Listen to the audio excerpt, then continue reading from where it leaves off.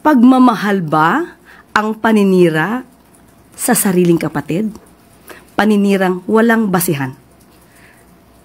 So alam naman natin, muli uulitin ko, mas pinoprotektahan niya ang mga taong may issue about corruption, mas pinoprotektahan niya ang mga taong umamin na murderer, kaysa sa kapatid niya na nagsasagawa lamang ng pagpapaimbestiga para mawala, masugpo ang korupsyon sa bansa.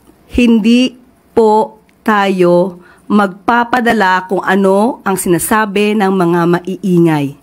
Matagal na po itong naresolba. Uulit-ulitin ko paulit-ulit.